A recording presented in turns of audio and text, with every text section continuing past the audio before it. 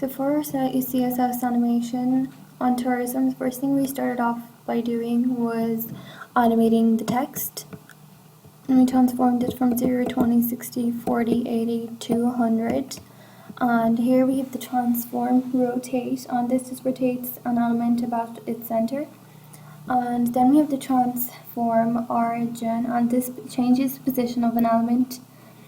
And we wanted it to transform from the top left, and this is what it does. We've the color to aqua, and here we've used a WebKit text shadow, and this combination here just produces a really light grey shadow.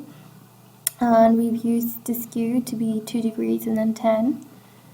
And we've kept the font size to be 40 degrees now. From 20 to 60%, it's basically just the same, except we changed the color. And we've used other Moz text shadow and the MS text shadow and stuff. And this is to work for cross browser, not only for Chrome, but for other browsers as well. And at 40%, we've rotated it at a 60-degree angle, and everything else is the same. At 80%, we've done the same. And then at 100, we've kept the color to be white, and this is what it's going to be produced at. The result in the end, the letters are going to be white. We have the margin left to be 0%, and this just moves it to the left. And the shadows is the same, and we've changed the font size from 40 pixels to 150. And this just makes it more visible, and it looks better when it's animated, when it's falling from the top left to the bottom left. For the div.typing text li, we want the style to be none. We want the position to be relative, and we want it to float right and have the font size of 50 pixels. Now for the animation, we've kept that's the name, the typing and the 1S linear both. Linear just means that it has the same speed from the beginning to the end, so it doesn't come in really fast or so it has the same speed. And we've set a delay for each character to drop after the next, and the delay is 1 second between all of them, and that's from 1 to 12. Padding top is the top length we've set to 25 pixels. Margin bottom to about 60 pixels, and we've used the fill mode, which is both, and this just means that there's no floating elements, like they're not allowed on the right or the left. And this is what the code I showed you produces, and as you can see, they're increasing in font size, and they're transforming from the top left origin, and it changes color to white. As this is an animation on tourism going with the theme, we decided to fly in a plane. And here we've used the @WebKit keyframes. And we've used the WebKit transform translate X, and this just basically moves element along the X-axis. And we've used the rotate to rotate it. So basically we've just put in values to take the plane forward and backwards until we were happy in the style it was looking like. And then underneath that we've the dot swing. We've the animation delay to be 0 seconds, so as soon as the animation starts to play, the plane should start to move. We've the swing, which is the name 10S, both 1S linear, infinite normal. Now linear just means it has the same speed from the beginning to the end, and the infinite just means that it's never going to stop flying, so the plane should fly and it should never stop. And in the body below, we just have the div ID animated example, the class, which is the animated swing, and the image source is of the plane that we want to fly.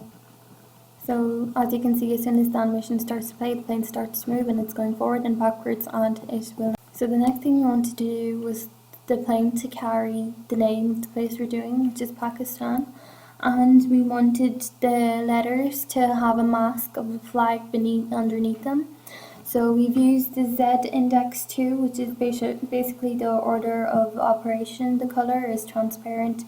The background is the image of the flag that we want to use as a mask. And the WebKit background clip is basically just the text. The shadow, for the shadow mask, we've used the Z index 1. And this text shadow combination basically produces like a light grey shadow. And for the div flag, we have the font size to be 100 and the position to be absolute, and the top and left to be 0 pixels. In the body below we have the dividee mask, the class's flag, and this is what the plane is going to carry. These are the letters underneath which the mask of the flag is going to go, and we have a shadow mask as well with the same thing. So this is what it basically looks like. As you can see, the plane is carrying the letters, and beneath them is the flag, the mask of the flag of the country.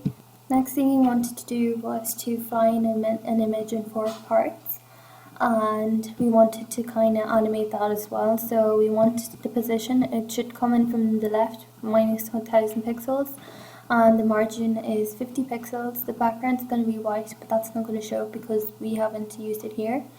Padding is 30 pixels, the clear is both, and the box shadow we've used is this.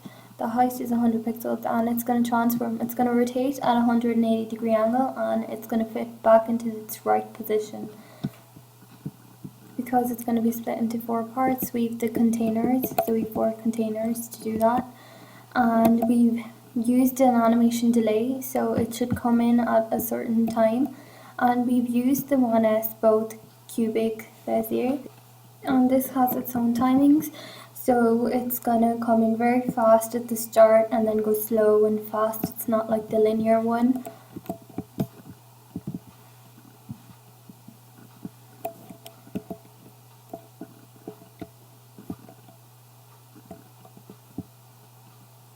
Beneath that we have the 4 hashtag subimage 1, 2, 3, 4, and the margin top is 0.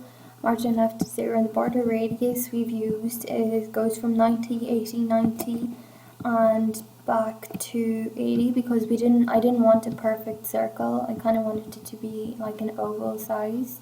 Here I've used the width of 700 pixels and the height of 400 pixels, and the WebKit transform scale Y basically just changes the height.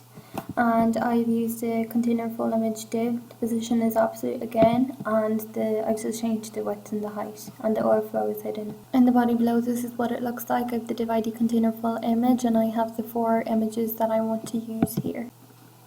So as you can see, the images are flying from the left. I've used the opacity of 0.9, so it's kind of not visible, and then to 1, and it becomes visible. The next thing we wanted to do was put in an image and fade it at the end. And we wanted it to be a perfect circle, so we have the same border radius all the way down, but at 100 we change, we don't use it, so it goes back to its original shape. The opacity I've gradually increased from 0.6 to 0.8 to 1, and so it becomes like, it's kind of transparent, and then you can see it really slowly, and it rotates at every 2 seconds, so 2 degrees, and then 4 degrees, and then 6 degrees. And at the end it rotates to 8 degrees before going back to its original position, and it slowly fades away. And here for the picture, the holder, cover, and the picture, I've set a delay for 14 seconds because I want this to come in after some of my other animation stuff. And the position is absolute until the cover, and then it becomes relative. And I've basically just set the height to 100% and the width to 100 as well. In the body below, I just have the dividee holder, the dividee picture, and then the cover, and then I have the image source of the picture I want to come in as a circle and fade away. So after 40 seconds, this comes in, and as you can see, it goes from being transparent to invisible. The last thing of the animation, we wanted an image to kind of rotate and go back to its original position, and we've split it up into 10 parts to make it look more effective, and we wanted to rotate at a 360 angle before going back to its position, and the opacity goes from 0 to 1, and we just have 10 parts to store it in, and we've set delays for each part to come in after 1 second. Here we just use the margin top and margin right just to slide everything into its place, and we've the same border radius all the way to make a perfect circle. and then we the ally style type is none, the position to be absolute, the top is 100 pixels, the right is 250, and you just change the width and height here, and the overflow to be hidden. In the body below we have the divide and keep images, and here I have the 10 images, and each part is going to rotate at a 360-degree angle and then go back to its position. So this is what the code I showed you looks like. So these are 10 parts. It's going to be shaped as a circle, and you can see each part rotates and then goes back to its position. Last thing I wanted to do was to have a video. So we've called this simple animation, and it goes from 0 to 100, and basically I have to change the height on the top and the right to make it go to the position I want to be, and that was the top right. So I've just changed that to minus 995 pixels, so it goes to the top right, and change the width and height. And then I've just the iframe.animated. I want the position to be absolute, and this is the name, the simple animation, and it's gonna be linear, so it's gonna keep on going at the same speed. In the body here I have an iframe class, and it's called animated, and this is the source, which I took from YouTube. I embedded it, and by using the question mark autoplay equals 1, it's going to start automatically, so the user does not need to press play. So this is what it looks like at the very end.